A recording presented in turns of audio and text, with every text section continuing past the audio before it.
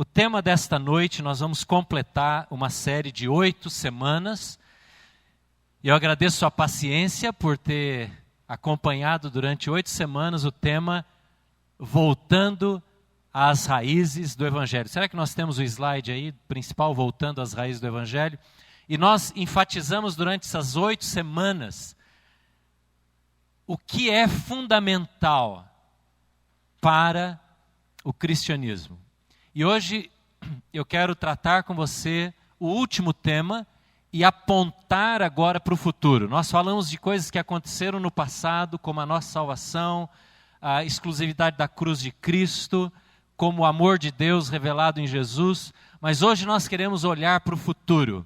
E o tema desta noite é Destinados para a Eternidade. Destinados para a Eternidade.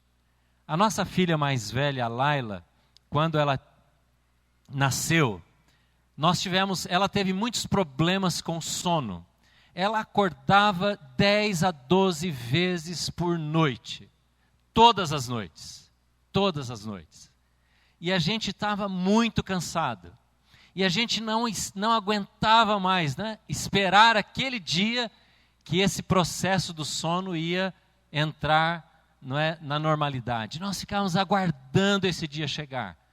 O futuro, a gente não sabia quando. Então se passou 1 mês, 2 meses, 3 meses, 6 meses e todas as noites, 10, 12 vezes acordava. E acordava chorando. E nós fomos ao médico, e fomos em outro médico, e fomos em mais um médico. E não tinha jeito. Até que um médico lá, quando ela completou 1 ano, disse: tenham calma, papai, mamãe. Eu falei, é fácil falar depois de 1 ano, acordando tanto assim. Ela vai entrar no eixo, o sono vai vir, vai regular. E quando foi com 1 ano e 2 meses, nós acordamos um dia de manhã e pensamos o quê? Alguém roubou a nossa filha ou ela morreu? Mas ela simplesmente estava dormindo. E quando aquele médico disse isso, a gente já tinha vivido quase 1 ano assim. E quando ele apontou para o futuro e nos deu uma esperança, uma garantia, aqueles médicos assim de muitos anos de pediatria, sabe? Aqueles que a gente não é, gosta de ouvir uma palavra assim, quase que um avô, não é? Aquela esperança veio e nós dissemos, mais um dia, até que chegou aquilo que a gente estava aguardando. Talvez na sua vida você já tenha vivido algumas experiências assim, que você aguentou o presente porque você olhava para o futuro e dizia, um dia isso aqui vai mudar. Quem já fez reforma morando na casa sabe bem o que é isso, não é? Você aguenta aquele negócio porque você sabe que um dia aqueles pedreiros, aqueles marceneiros, não é, encanadores, vão embora. E aí você vai ficar sem poeira. Mas coisas muito mais sérias. Talvez você já tenha esperado uma notícia, como um concurso, como um vestibular, e aqueles dias de angústia, de aflição, porque você sabia que um dia viria uma notícia, e essa notícia podia ser positiva. Talvez uma consulta médica, um exame. Talvez você lutou contra uma enfermidade, e você olhava para frente e dizia, eu sei que Deus está comigo e Ele vai me dar essa bênção. E ela veio para você.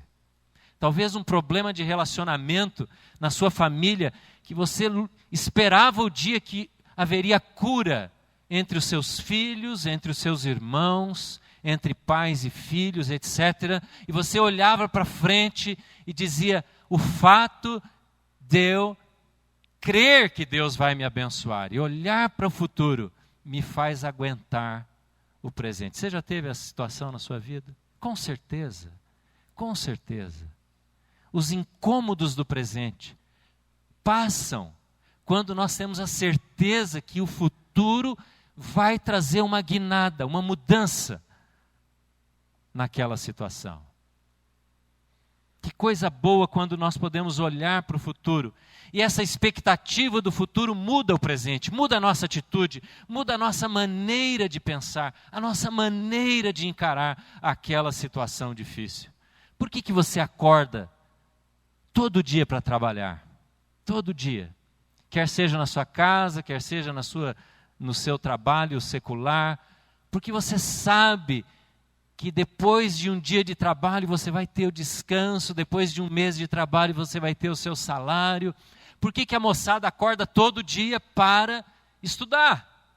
E por que estuda para uma prova? É porque essa expectativa de que, puxa, se eu fizer isso, eu vou ter uma recompensa, eu vou ter um futuro melhor, um futuro abençoado, como os pais dizem para os filhos, né? Tem que estudar, não é? Tem que estudar. É assim que nós vivemos. Na nossa vida natural, olhando para frente. E quando a gente começa só a olhar para o chão, só a olhar para o agora, a vida fica muito mais pesada, não é verdade? Muito mais difícil. Mas quando estendemos os nossos olhos para frente e vemos que as coisas podem melhorar e vão melhorar, Deus vai abençoar. E às vezes nem aquilo que estamos esperando que aconteça, não é nem isso que vai acontecer, mas nós confiamos no amor de Deus, então nós enfrentamos aquela dificuldade. Na vida financeira, há pessoas que guardam para consumir depois, poupam para usufruir depois. E eles fazem isso porque eles sabem que se guardarem dinheiro, vão poder usufruir aquele bem, aquele serviço, aquela viagem ou alguma coisa. Há pessoas que consomem porque não querem ter esse trabalho, não é? Do presente, da esperança.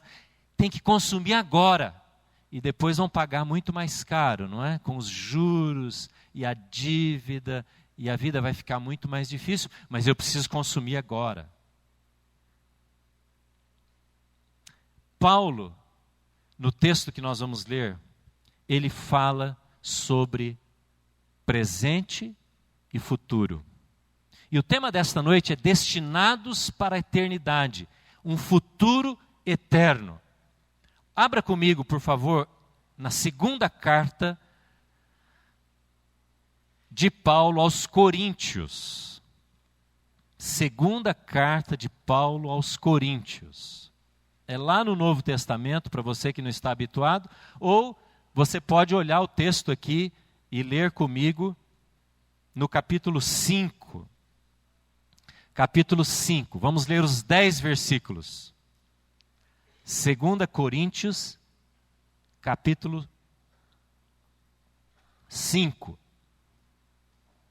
Sabemos que, se for destruída a temporária habitação terrena em que vivemos, temos da parte de Deus um edifício, uma casa eterna no céu, não construída por mãos humanas. Você está percebendo como ele vai falar do futuro? Ele está falando do presente e do futuro. Perceba isso no texto.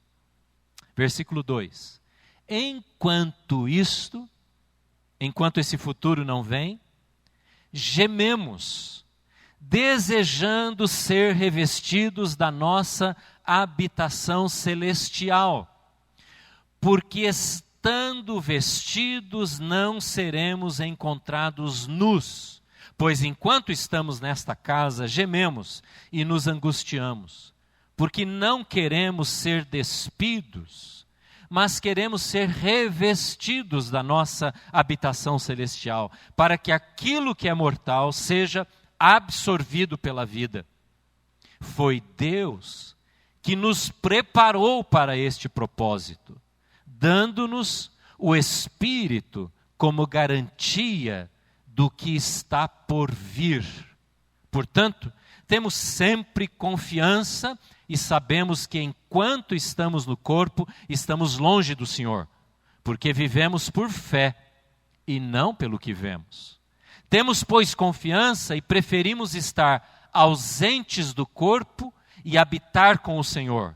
Por isso, temos o propósito de lhe agradar, quer estejamos no corpo, quer o deixemos. Pois todos nós devemos comparecer perante o tribunal de Cristo, para que cada um receba de acordo com as obras praticadas por meio do corpo, quer sejam boas, quer sejam más. Não se preocupe se você não entendeu todo o texto, eu vou tentar trazer de forma clara e mais fácil para entendermos agora. Mas eu quero que você volte 4 páginas antes e vá para o capítulo 1, só para você ver o contexto que Paulo vivia. Capítulo 1, versículo 8. 1, versículo 8. Veja o presente de Paulo agora. O que é que Paulo estava enfrentando de dificuldade? Irmãos, não queremos que vocês desconheçam as tribulações que sofremos na província da Ásia. Você pode ler comigo agora, daqui para frente? As quais, ao ponto,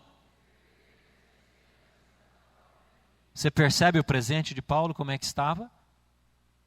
Paulo está dizendo, eu não estava suportando, não estou suportando o presente. Está indo além das minhas forças. Paulo se humaniza que ele diz, olha, está muito difícil. Ele escreve a carta de 2 Coríntios para dizer isso para a igreja. Ele estava numa viagem missionária, visitando igrejas.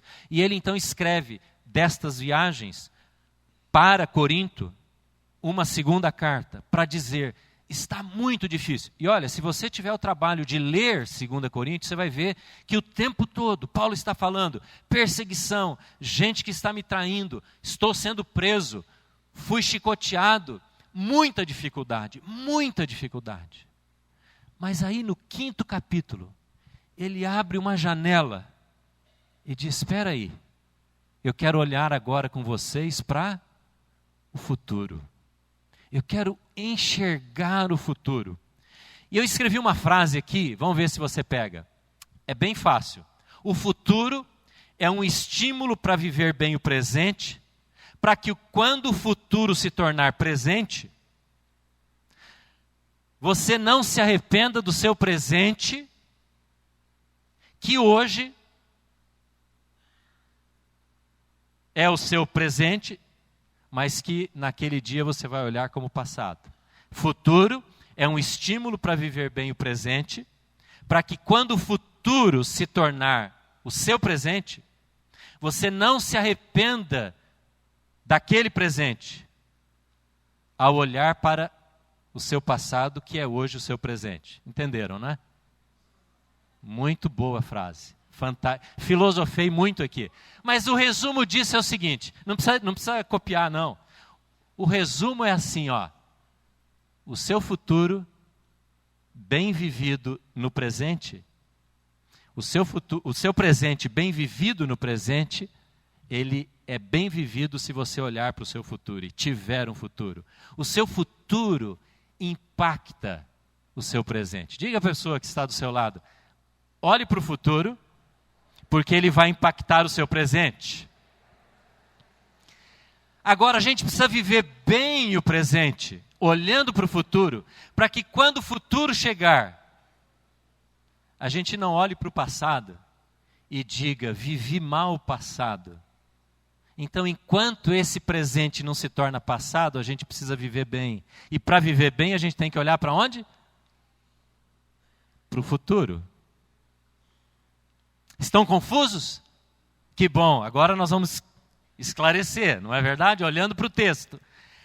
Volte lá para 2 Coríntios capítulo 5 e vamos ver então o futuro. E eu chamei aqui futuro glorioso. Futuro glorioso. Vamos ver as afirmações que Paulo faz desse futuro glorioso. Primeiro versículo, olha o que ele diz. Sabemos que se for destruída a temporária habitação terrena em que vivemos. Ok, diga para mim, o que é essa temporária habitação terrena? Talvez na sua Bíblia esteja mais fácil, seja a casa em que vivemos. Está falando do nosso corpo, está falando da morte, está falando do dia em que nós morrermos. E ele está dizendo assim, sabemos que se morrermos, em outras palavras, temos da parte de Deus o quê? Um edifício, uma casa preparada por Deus. não construída por mãos humanas. Veja no versículo 5 agora. Foi Deus quem nos preparou para quê? Para este propósito. Diga comigo, Deus me preparou para a eternidade. Para chegar na eternidade, nós temos que passar por um futuro que talvez para mim, para você, esteja longe ou esteja perto, nós não sabemos, que é a morte. E Paulo está dizendo que o dia que a morte nos encontrar, nós temos uma garantia futura de que temos um tabernáculo, uma casa preparada por Deus, uma habitação preparada por Deus. Agora veja o que diz no versículo 6, 7 e 8. Eu vou ler novamente aí, 6, 7 e 8 do capítulo 5. Veja o futuro. Portanto, temos sempre confiança e sabemos que enquanto estamos no corpo, isto é, enquanto estamos vivendo, estamos longe de quem? Da eternidade com Deus. Estamos longe do Senhor. Porque vivemos por fé. Isto é, eu olho para o futuro com fé. E não com os meus olhos. Eu não enxergo ainda o futuro. Não é verdade? Eu vivo por fé nas promessas da Bíblia. Quanto ao meu futuro. Veja o que diz no versículo 8. Temos, pois, o quê? Confiança. E o que mais? Temos confiança e preferimos estar ausentes do corpo. Paulo estava passando por uma luta tão grande, que ele disse, olha, eu estou quase que preferindo partir, morrer. Porque a dor está muito grande na minha vida presente. E ele diz, tenho confiança, e prefiro estar ausente do corpo e habitar com o Senhor. Deixa eu fazer algumas considerações aqui. Nesse texto nós encontramos algumas negações. Primeiro, o texto que eu estou lendo nega o sono da alma. Algumas doutrinas, mesmo cristãs, estão por aí dizendo que a alma quando a pessoa morre, a alma dela entra num estado de sono. Paulo está dizendo, ausente no corpo, presente com quem? Com o Senhor. Outra coisa que o texto está dizendo é que não há base nenhuma na Bíblia para aniquilação da alma. Como muitas pessoas dizem, olha, a morte, a vida é isso aqui, quando você morre tudo acaba, e a alma é aniquilada, o espírito acaba, e a vida é aqui. Paulo está dizendo outra coisa. Está dizendo, há uma perspectiva, há uma expectativa de vida com o Senhor. Quando a nossa casa se desfaz, nós ganhamos uma outra casa com o Senhor, preparada por Ele. Outra coisa, não existe estado intermediário. Não existe estado intermediário. Não existe purgatório. Não existe lugar antes de chegar ao céu ou ao inferno. Paulo está dizendo, ausente aqui, presente lá. Responde, ausente aqui, a sua classe onde você vai responder presente é a outra. Sai daqui e vai para lá. Não existe meio lugar, como muitas pessoas às vezes dizem. E não existe volta. Não existe volta. Não existe reencarnação. Isto é, a alma, o espírito volta a habitar num outro corpo. Eu vou falar mais sobre isso daqui a pouco. Você já viu uma pessoa descrever o mar sem nunca ter ido lá? Já viu? Alguém já viu uma pessoa descrever ou um outro lugar sem nunca ter visitado esse lugar? Eu já vi. Eu já vi uma pessoa descrever o mar porque ela estava indo para o mar conosco, com a minha família. Era uma moça. E ela nunca tinha visto o mar. E durante a viagem a gente ficava perguntando como é que é o mar. E ela descrevia baseado nos filmes, não é? Nas revistas, nas fotos, etc. E quando ela chega, aquela menina, adolescente, chega no mar, que coisa extraordinária foi ver as sensações, as emoções presentes nela, porque aquilo que era ainda oculto, e ela provava a água na boca, pegava na areia, andava em direção, não é, entrando para o mar, depois saía correndo, e ela se divertiu durante uma tarde toda só naquele momento de conhecer o que ela nunca tinha visto pessoalmente. Quando a Bíblia fala de céu, é mais ou menos isso.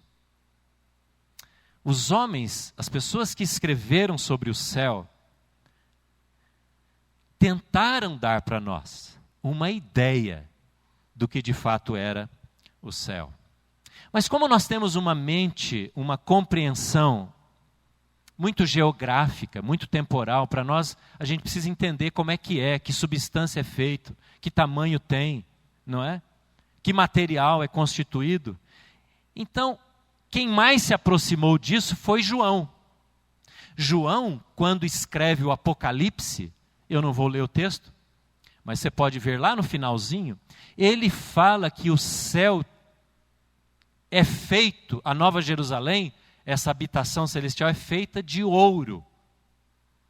Ouro puro como um cristal. Eu fiquei pensando, eu não consigo entender o que João está dizendo. Você entende? Ué, mas se o pastor não entende, como é que eu vou entender? A gente não entende, porque eu entendo o ouro como esse metal aqui. Mas João está dizendo, é um ouro, mas ele é transparente como um cristal.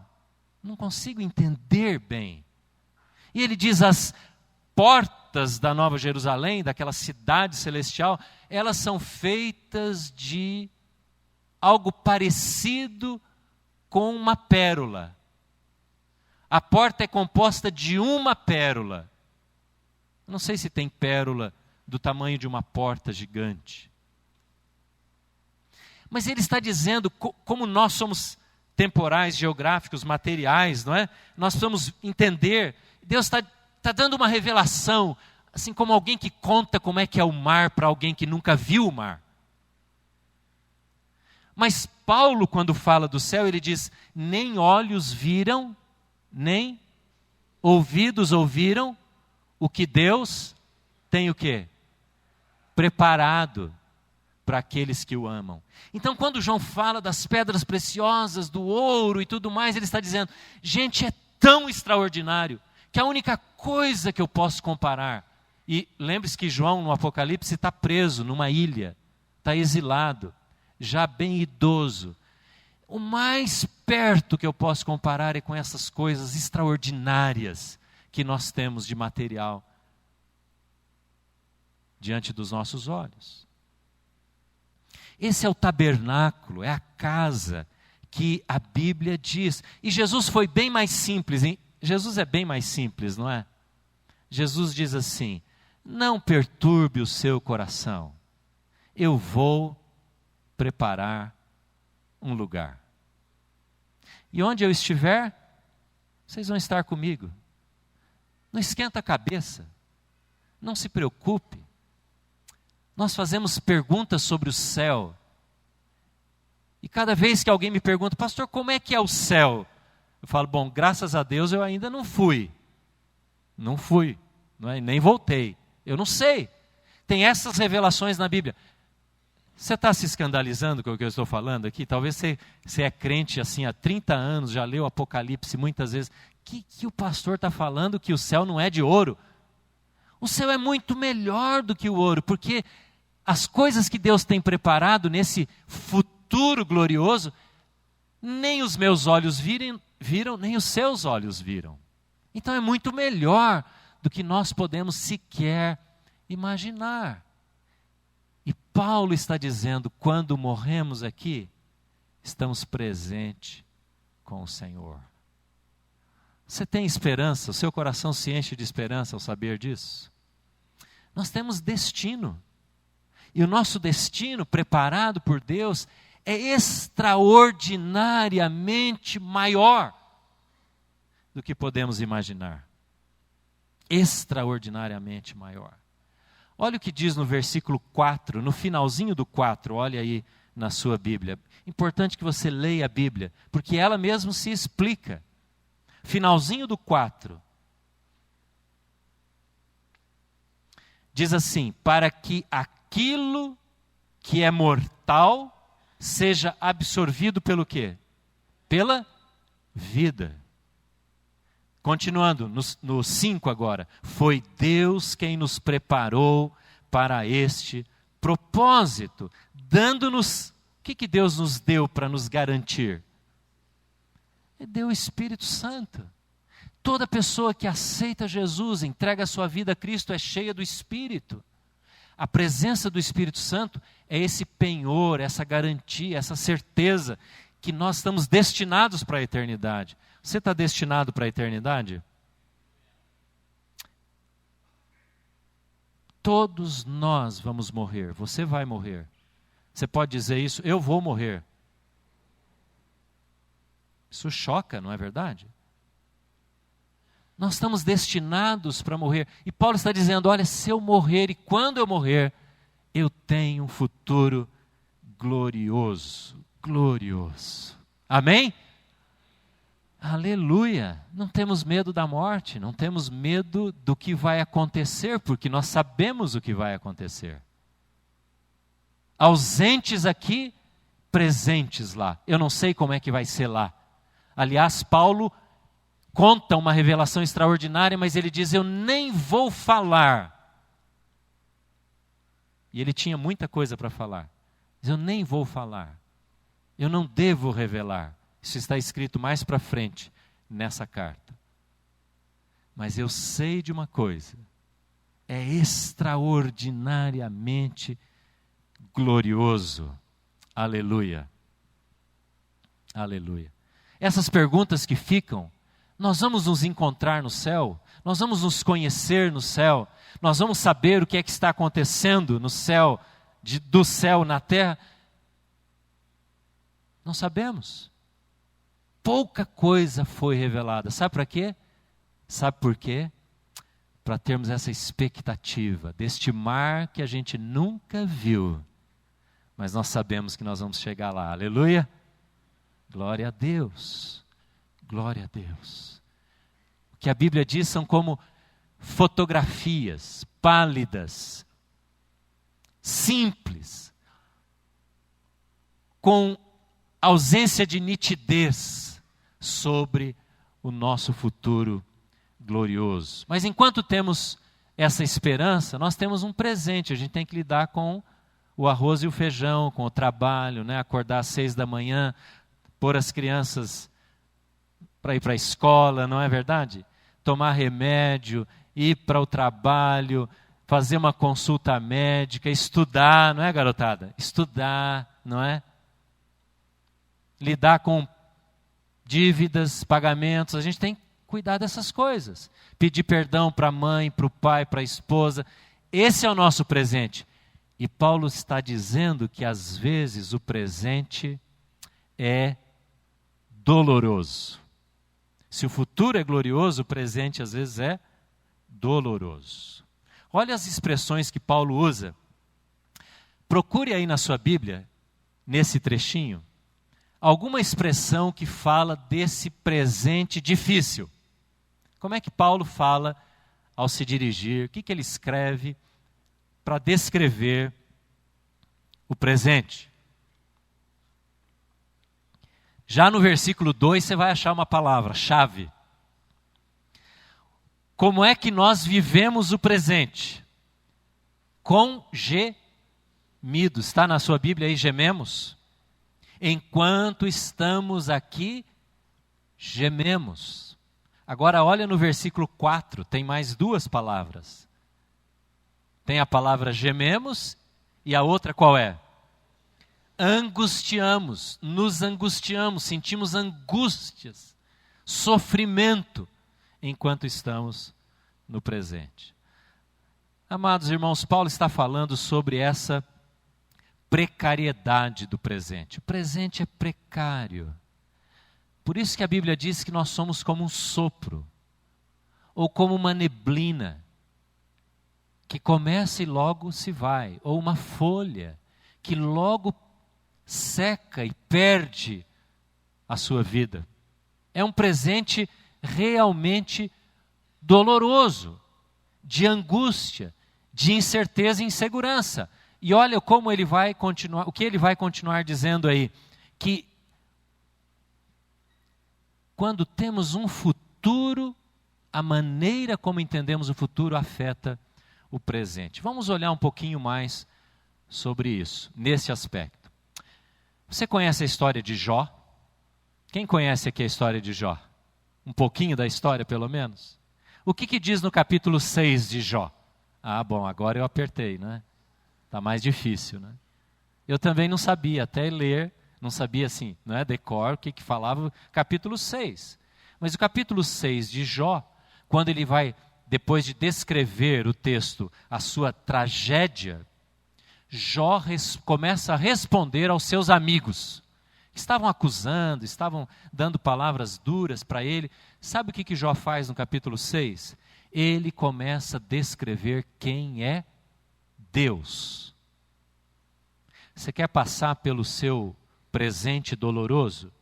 Olhe para Deus, não para a circunstância.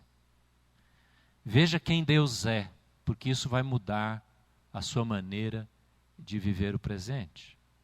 Isso Jó nos ensina. Ele vai falando: Senhor, Tu és o Criador, Tu és o preservador de todas as coisas. E pense que Jó está cheio de feridas, está coçando as suas feridas com um pedaço de caco, de telha, de pedra. E ele diz: Tu és Deus, Senhor.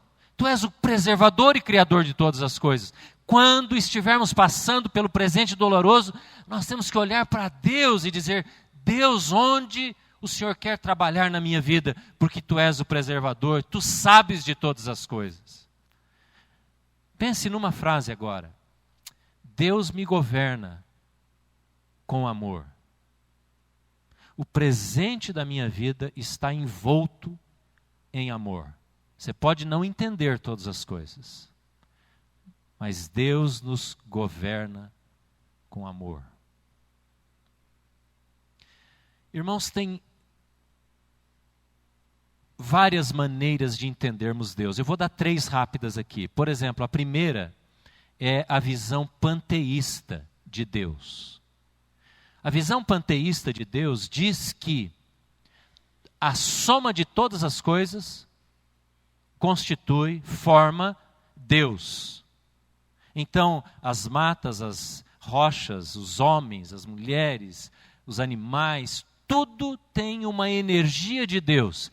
E somando toda a criação, então você tem esse ser chamado Deus, chamado Criador, esta entidade superior. Essa é a visão panteísta da vida. A visão panteísta da vida, de Deus, gera, sabe o quê? O politeísmo. Se Deus está em todas as coisas, e Deus é a soma de todas as coisas, como numa visão indígena, da cultura ou da religião indígena e de muitas outras no mundo, então passa-se a ter muitos deuses, ou semideuses, pequenos deuses, porque Deus é a soma de todas as coisas. Deus está numa árvore, assim como Ele está num animal, numa pessoa, numa energia cósmica, solar e assim por diante. Essa é a visão panteísta. O hinduísmo, o budismo, as seitas ou religiões sincréticas, tribais, todas elas são panteístas. É a visão de que Deus é a somatória de todas as coisas. Por isso se cultua a natureza, por isso se adora a natureza, por isso muitos lutam pela natureza. Nós não lutamos pela natureza. Veja, há uma coisa que o cristianismo ainda não resgatou, nós não resgatamos, que é o cuidado com a criação. Eu prefiro usar muito mais a palavra criação do que natureza, porque criação remete a um criador, ser criador e coisa criada. E nós ainda estamos longe na cultura cristã que temos, né, como cultura no nosso país, por exemplo, onde as pessoas, na grande maioria, se identificam como cristãs, não é verdade? Estamos longe de cuidar da natureza. Muito longe. Às vezes os panteístas cuidam muito mais da natureza do que nós. Mas a motivação deles é outra. Se você cuida da natureza é porque há um Criador a quem nós devemos prestar conta. Então, você tem que reciclar o lixo, sim. Você tem que cuidar da natureza, sim. Tem que ser defensor dos movimentos que cuidam daquilo que Deus fez. Por Deus. Não é só pela natureza. E nem pelo homem. Há um movimento de preservação da natureza, de cuidado com a ecologia, que é tremendamente uma visão egocêntrica, antropocêntrica. Nós precisamos cuidar da natureza, porque senão os nossos netos não vão ter o que beber, não vão ter o que comer. Isso é a visão humanista. O homem é o centro da natureza. Por isso eu preciso cuidar da casa, não é? Que vivemos. Essa não é a nossa razão. A nossa razão é porque há um Deus que fez a casa, que fez a natureza. E Paulo está dizendo que quando entendemos Deus, nós vivemos o presente, ainda que ele seja doloroso. Você está percebendo por que eu estou falando de panteísmo? Porque numa visão panteísta, até mesmo o presente doloroso é parte de Deus. Então há uma visão em muitas religiões conformista do sofrimento. Eu sofro porque eu sou parte de uma criação, entendeu? Que Deus fez, e eu preciso, como o meu karma, como o meu destino, sofrer isso que eu estou sofrendo. Se você vai na Índia, você vai ver classes na sociedade. Então, uma categoria não pode mudar, não pode ter ascensão social, porque dentro da religião hindu, que é uma religião panteísta, é assim que se lida com o sofrimento. A concepção errada de Deus leva a uma vida, às vezes, tremendamente miserável. Mas há uma visão oposta ao panteísmo. O panteísmo diz que Deus é a soma de tudo. Há uma visão chamada de... Agora eu esqueci.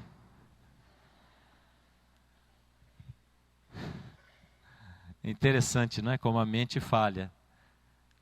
A visão deísta, ou deísmo. Como é que eu esqueci essa palavra? O panteísmo é oposto ao deísmo e vice-versa. O que é deísmo? O panteísmo diz que Deus criou todas as coisas. Mas o deísmo diz, Deus criou todas as coisas, sim. Mas Ele não se relaciona mais com o que Ele criou. O panteísmo diz, Deus está na madeira, Deus está na pedra. O deísmo diz, Deus criou a madeira, Deus criou a pedra, mas Ele se afastou totalmente da sua criatura. Como que Ele deu o pontapé inicial, não é? Na partida e saiu, porque Ele não é mais jogador desse negócio aqui. Essa é a visão do deísmo. Admite um Criador. E tem muita gente assim. Se você for perguntar para muita gente, amigos seus, você pergunte, você acredita que Deus criou? Eu acredito, porque a coisa é tão complexa que não pode ter vindo de uma simples evolução. Agora você pergunta depois, você acredita, você crê que esse Deus que criou se relaciona pessoalmente com a criação? Aí é só quem crê em Jesus. E essa visão do deísmo diz exatamente isto. Deus não age mais na sua criação. O filósofo Nietzsche trouxe esta concepção para a visão religiosa do mundo. Ele diz que o Deus do cristianismo, Nietzsche era um filósofo do século XIX, alemão, ele diz, o Deus do cristianismo está morto. Ele pode até ter criado mesmo, mas ele não se relaciona, ele não interage mais. E daí vem então a afirmação do niilismo, que é esse conceito de que não há valor absoluto, não há conceito total. e agora aplicado na religião. Não há uma religião que possa dar para nós um valor completo da vida, absoluto. Olha, isto é certo, isto é errado, isto é bom, isto é mal. E Nietzsche diz, isso é impossível, não se pode mais dizer isso. Então ele diz que a cultura ocidental está contaminada por esse conceito de um Deus que se faz presente, se manifestou em Jesus. E aí muita gente tem como derivativo desse posicionamento o hedonismo, não é? Prazer. O que vale é o que você sente. É o seu valor, não é? A sua necessidade. Olha, se você não faz mal para ninguém, você não está prejudicando ninguém, faça o que você tem vontade. Vem deste conceito, não há um Deus a quem nós vamos prestar conta. Então o meu presente, eu estou no centro dele. Se eu não vou prestar conta para ninguém, se Deus não vai requerer de mim nada, então eu posso viver de forma que contemple os meus desejos, o que eu quero. E você vê hoje isso presente na nossa sociedade. A pessoa diz assim, olha, você pode se relacionar com quem você quiser, você pode ter sexo com quem você quiser, desde que você não faça mal, que seja de comum acordo, que seja por amor, não é? Só não pode violência, não pode isso, não pode aquilo, mas isso é uma visão do hedonismo, que vem desta visão do deísmo. Deus está longe, Deus está longe, Deus não se relaciona e nós não precisamos mais prestar conta para Ele.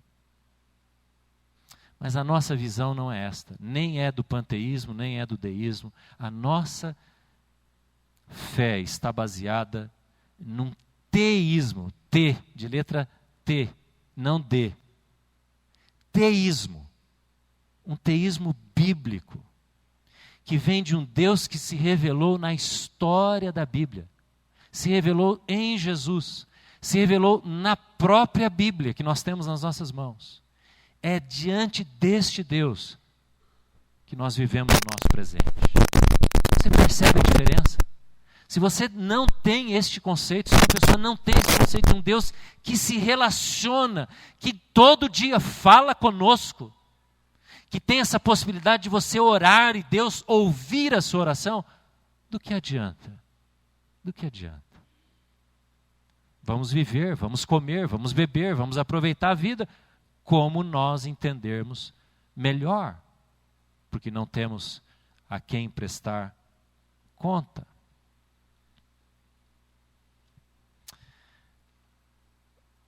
O teísmo diz o seguinte: ao homem, veja bem, se você quiser anotar, Hebreus 9:27, Hebreus 9:27, ao homem está determinado morrer uma só vez, e depois disso, enfrentar o juízo. Assim como Cristo foi oferecido em sacrifício uma única vez, só tem uma Páscoa, uma vez na história. Assim também nós compareceremos perante o tribunal de Cristo. É diante desse Deus que devemos viver. Muito bem, nós temos um futuro glorioso, um presente nem tanto, não é? Com lutas, dificuldades, você sabe o que é isso. Você está vivendo, talvez, lutas na sua vida. O que fazer enquanto esse futuro não se manifesta, não chega para nós? Bem, essa é a pergunta que a filosofia, a psicologia, a ciência e todas as ciências, não é? Tentam responder. Como é que a gente deve viver? Dependendo da linha filosófica, não é, religiosa, cultural que nós tomamos, a gente vai viver de uma maneira, não é isso? Assim tem sido a história da humanidade. Como viver? E aí? E para nós como cristãos, eu creio na vida eterna, eu sei que eu estou destinado à vida eterna. Se eu morrer hoje, eu estarei presente com o Senhor. Mas o que é que eu faço até esse dia chegar? Como viver este presente? É assim que Paulo termina o texto. E nós vamos para o fim.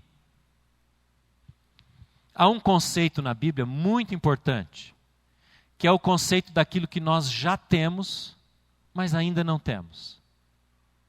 eu já tenho a salvação. Você já tem a salvação? Gente,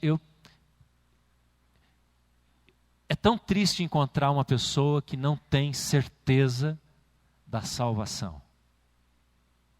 Se você recebeu a Cristo, entregou a sua vida a Jesus, você pode ter certeza da salvação. Você recebeu o penhor, a herança, a garantia. Está no texto que nós acabamos de ler. Nós já temos a salvação, mas ainda não temos. Como é que é isso? Nós já temos o selo, mas ainda não experimentamos na totalidade. Nós já temos a vida eterna em nós. Eu já tenho a vida eterna. Eu já sou um ser eterno, você também. Se você tem a Cristo, você já é um ser eterno. Você viverá para sempre. Mas ainda não temos, porque ainda estamos aqui. Nós já temos todo o perdão do pecado. Você crê que você foi perdoado dos seus pecados? Todos os erros, todos os desacertos, todos. Mas você tem consciência culpada de alguns deles? Alguma coisa que você falou, que você sentiu? Tem ou não? É porque nós vivemos nessa dinâmica do já temos, mas ainda não temos. Essa é a nossa dor, é a nossa angústia o tempo todo. Eu sei que Deus responde oração, mas às vezes Ele diz não para mim. Ou Ele não diz para você. Eu sei que Deus me ama, mas às vezes Ele diz, espera, porque eu não tenho esse plano para você ainda. E essa é a nossa angústia, porque nós esquecemos. Então a teologia da prosperidade, a teologia das coisas que Deus faz tudo por nós, está baseado na ausência dessa dialética, desse diálogo entre já temos, mas ainda não temos. Você compreende isso? Nós já temos tudo em Deus, mas ainda não usufruímos de tudo. É como você está comprando um apartamento na planta. Sabe quando você compra na planta? Você já tem um apartamento, está lá, já, não é documentado. Mas você já tem um apartamento? Ainda não. Tem que esperar ainda as coisas acontecerem.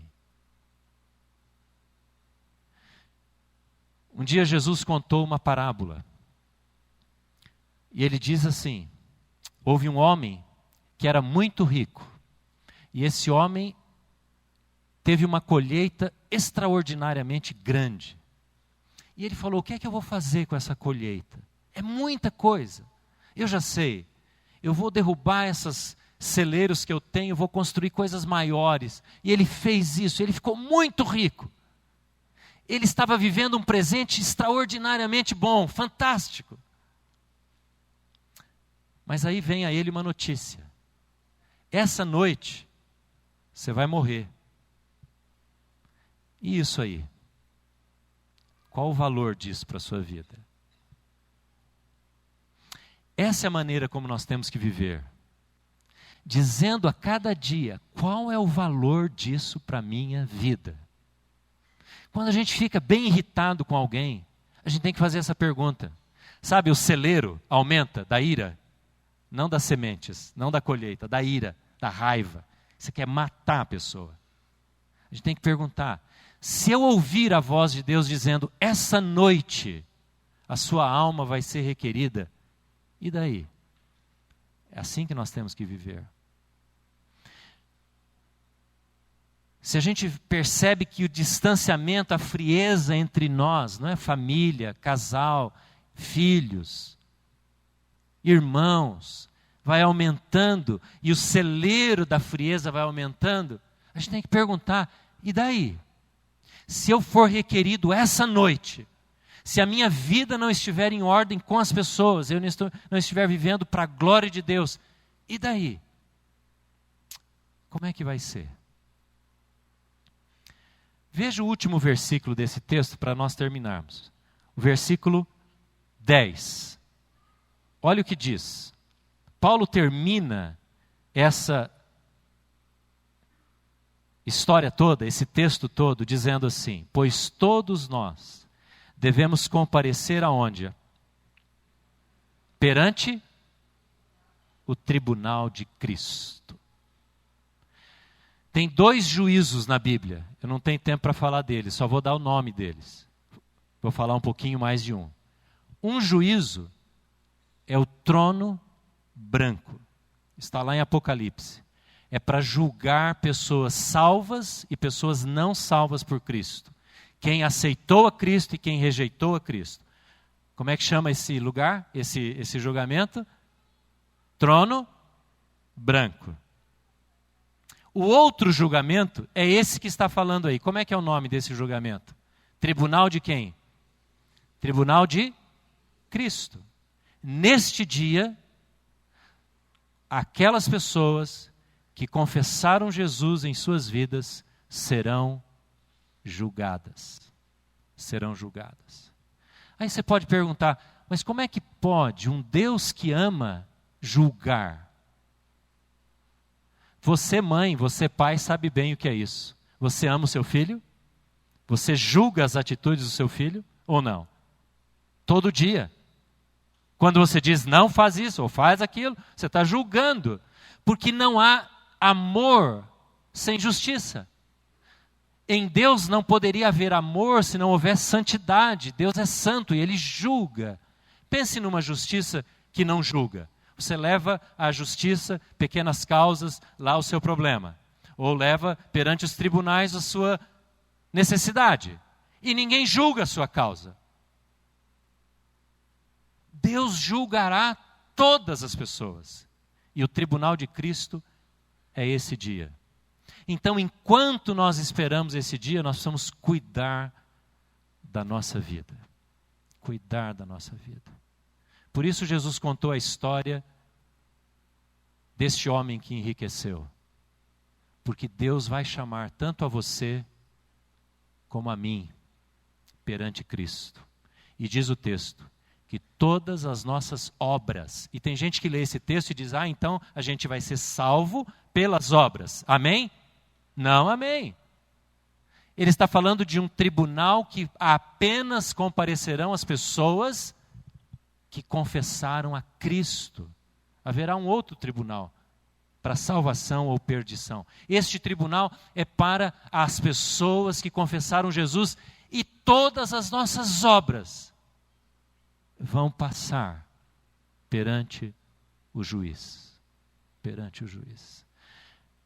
Para terminar, eu não quero terminar esse culto dando a você medo, porque não é por medo que nós nos entregamos a Deus. Você pode sair daqui dizendo, nossa, eu estou com medo agora, eu preciso consertar a minha vida. Eu não quero que você saia daqui com medo, mas eu quero que você saia daqui hoje pensando, você tem um futuro maravilhoso, você precisa viver digno, de forma digna, bonita, do Deus que te dá esse futuro. É para Ele a honra, a glória e o louvor. Amém? Não é por medo que nós obedecemos a Deus. Não é por medo que você tem que se santificar, abandonar o pecado, abandonar a sujeira, limpar a sua vida daquilo que não agrada a Deus, mas é porque você tem um futuro e você deve honrar a Deus que te dá essa bênção. Abaixe sua cabeça e vamos orar. Quem sabe hoje é o momento de você entregar a sua vida a Jesus. E eu não quero que você faça isso por medo, mas eu quero que você faça isso para receber esse presente maravilhoso. Se você entender um pouquinho disso e quer nesta noite dizer, Jesus, eu me entrego a Ti. Eu nunca fiz essa oração, mas hoje eu faço. Eu te recebo como meu Salvador, como dono da minha vida e quero viver para o Senhor. Há alguém aqui que está fazendo essa oração, que quer assumir um compromisso com Deus. Fique em pé onde você está. Onde você está, diga, eu hoje entrego a minha vida a Cristo. Talvez você nunca tenha feito isso. Talvez você já tenha feito isso essa semana, esse mês. Então está ótimo. Mas se isso nunca aconteceu com você, hoje é o dia de você entender este futuro e preparar-se para ele. Alguém aqui, amém, eu estou vendo você. Mais alguém? Hoje é dia de conversão a Jesus, de entrega de vida a Cristo.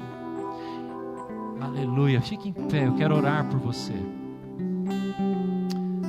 Será que você pode vir aqui à frente? Eu quero orar com você. enquanto você está orando, assentado aí no seu banco, eu quero fazer uma outra pergunta. Se você está em pé agora, vem aqui à frente, eu quero orar por você.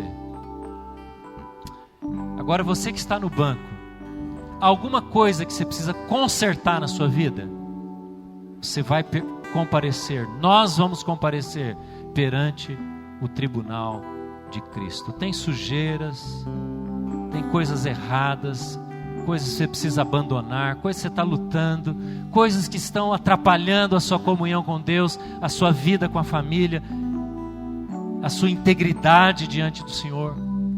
Conserte isso agora, confesse isso agora ao Senhor. Diga: Deus, eu abro mão desse erro, eu quero sair desta vida, Senhor, porque eu quero honrar o Senhor enquanto eu estou vivendo. Quero honrar o Senhor, eu quero me preparar para essa eternidade, dando honra a Ti hoje. Alguém, fique em pé onde você está. Eu não vou chamar você para vir à frente, mas onde você está, se você quer fazer um pacto, uma aliança nova com Jesus, aí mesmo, vamos fazer isso. Agora é a hora do concerto, é a hora do concerto. Glória a Deus, aleluia, aleluia. Oh Deus, louvado seja o Teu nome, pela Tua obra, Senhor. Lá na galeria, alguém que não está vivendo para a honra, para a glória de Deus, quer abandonar o caminho que está vivendo e voltar-se para Jesus. Fique em pé, eu quero orar por você. Pai, nós queremos consagrar essas duas pessoas que estão aqui à frente agora, e em nome de Jesus, louvar pela obra do Teu Espírito Santo nestas vidas. Deus, eu peço que agora mesmo haja este renascimento, haja, ó Deus, esta conversão, haja esse novo nascimento nesses corações, pela obra do Espírito Santo, em nome de Jesus, em nome de Jesus. Deus, vem com a nova vida sobre essas pessoas aqui, Senhor. Oh Deus, elas confessam Jesus como Senhor de suas vidas. E eu oro por cada pessoa que está agora tomando uma decisão de consagração, de mudança, de abandonar o pecado, de abandonar o erro. Deus, Tu és o Criador de todas as coisas, Tu és o dono da nossa vida. Queremos viver para Ti, Senhor. Ah, louvado seja o Teu nome, porque o Senhor nos busca, o Senhor nos perdoa, o Senhor nos põe de pé, Senhor. Aleluia ao Teu nome.